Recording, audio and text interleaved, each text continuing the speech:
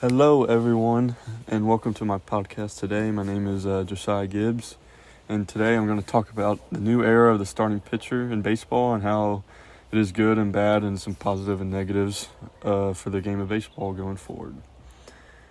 This new style of pitching has really added lots of excitement to the game in general, and the idea of pitching as a whole and the pitching aspect of baseball.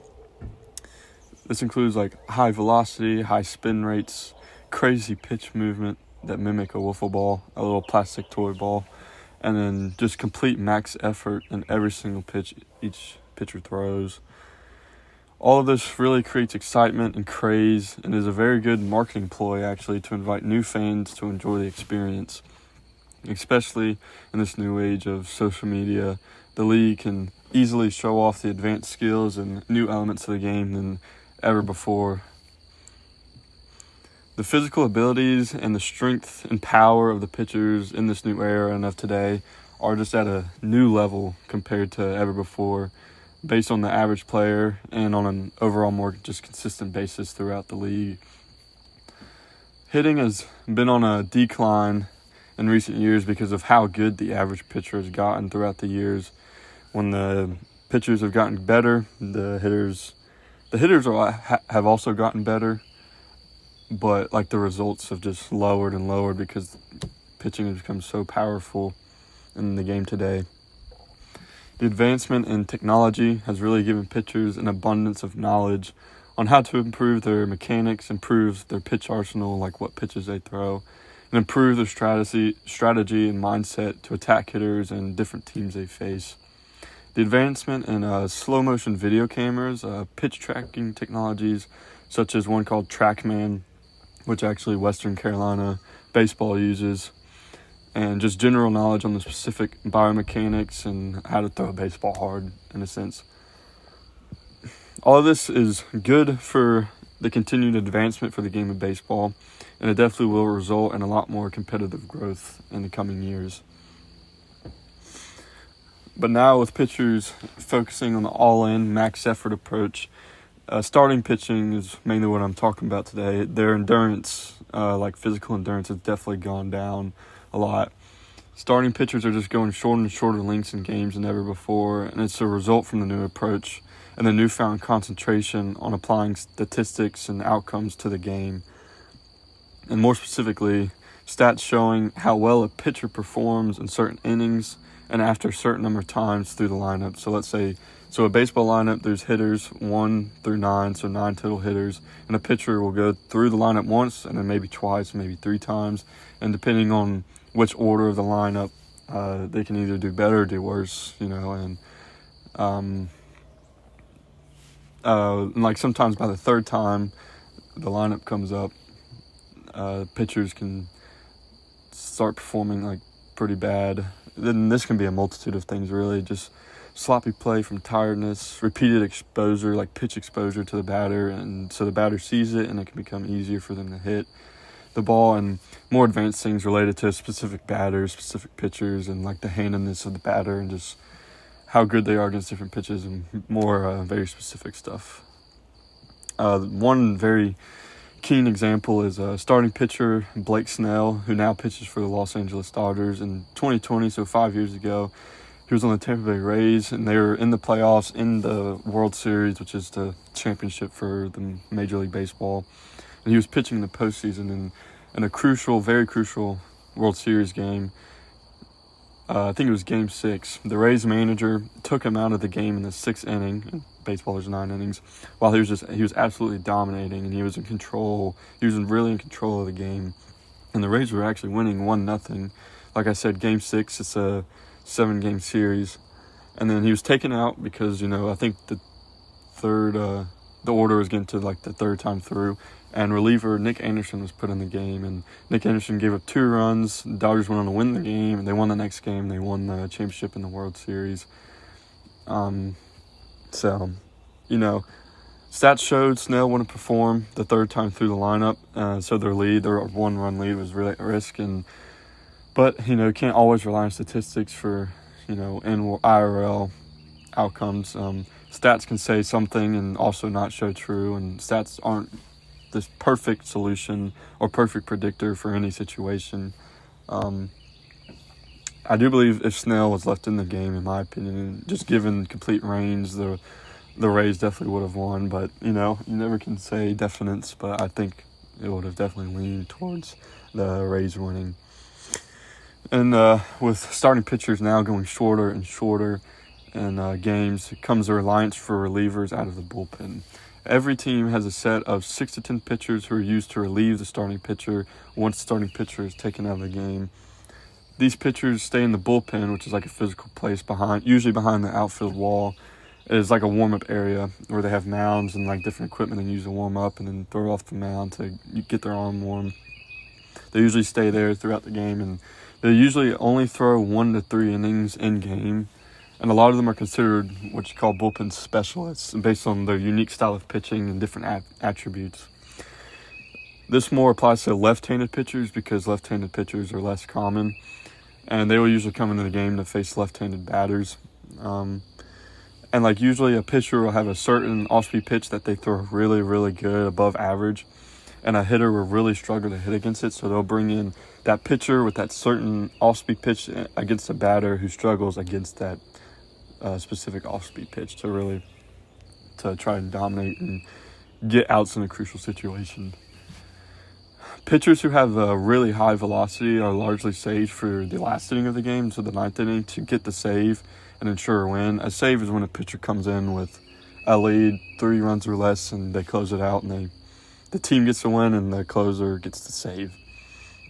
But only 30, 40 years ago, bullpen arms would come in and pitch 3+ innings easily to get a save no matter what, and now pitchers are only really throwing 1 inning, sometimes even just 1 out, 2 outs. And back then, 30, 40 years ago, it didn't really matter who was hitting or coming up as much. They just went out there to relieve the starting pitcher for the rest of the game. And the reliance on the bullpen has really become a mainstay in a large part of the game now. For another example, the 2024 Detroit Tigers, for a majority of the second half of the season, they only used a three-man starting pitching rotation, and unlike the conventional and regular 5-man starting pitching rotation. To fill in, they would throw a bullpen game with multiple relievers covering the 9 innings. So they'd start with a reliever, put in another reliever, and end with a reliever, instead of using a starting pitcher then putting in a reliever after that. And they actually had pretty huge success with that. One of the 3 starting pitchers won the Cy Young Award for best pitcher in all of MLB, and they had also conveniently had a top 5 bullpen in the league. And this unconventional method led them to making the playoffs after a 10-year drought. And while this was a very new approach to pitching, it did prove success, but it didn't last at all. In the playoffs, which they did make, like I said, after a 10-year drought, they eventually ran out of just true competitive pitching due to a shortened starting staff and the overuse and overexposure of the bullpen, which really stunted their playoffs hope. Velocity-driven pitching styles has been very apparent over the last decade. The ways and tools to track pitch speeds has gotten better and more advanced, with new technology rising just every day. In the early 2000s, the average pitch speed hovered around 90 miles an hour, and then in 2007, it went up to 91.9 miles an hour, and now, as of 2023, the average pitch speed rose to 94.2 miles an hour, so an increase of almost 5 miles an hour over just 25 years. Just advancements in training methods, biomechanics, and just technology have greatly influenced this rise in velocity. And with the rise in velocity comes the rise in spin rates, how fast the ball spins upon release. And with the rise in spin rates comes the focal point and aspects of individual pitch shapes and statistics on an individual pitch. Spin rates affect the movement of the baseball and how far it breaks and how fast it breaks. The more the ball spins, the harder it is to hit, because a breaking ball will essentially curve more and a fastball will be more effective, because the higher spin a fastball has, it creates the illusion of it rising. A more specific stat for this on a fastball is called induced vertical break. It's measured in inches, And the more or higher the induced vertical break is, the harder it is to hit, because in essence, the more it defies gravity and has the illusion it rises. And for breaking balls or other off-speed, horizontal break is what's used to measure movement, and negative horizontal break means it moves to the left, and positive means it moves to the right. And some statistics that compare to, 50 years ago, a little less than 50 years ago, in 1976, 27% of games started by pitchers resulted in a complete game. So almost a third of all games started in 1976 resulted in the starting pitcher going all 9 innings. And that was 4,500 total MLB games, and almost a third of those. And then last year in 2024, the percentage dropped to just 1%. So 1% of all games resulted in a starting pitcher going all 9 innings. And the last time in baseball where more than 5% of the games resulted in a complete game by the starting pitcher was 27 years ago in 1998. The 1% mark has held steady since 2017, so about 8 years. And over a whole season played in all 162 games, a single starting pitcher will average 27 to 33 games started within the last 5 years. This amounts to around 170 to 210 innings pitched over the course of the season, and an average of 5 to 6 innings pitched per start. And in 2024, the leader in innings pitched was Seattle Mariners starting pitcher Logan Gilbert with only 208 innings pitched. And comparing it, going back to the same year in 1976, the league leader was Randy Jones of the San Diego Padres, who had 315 innings pitched.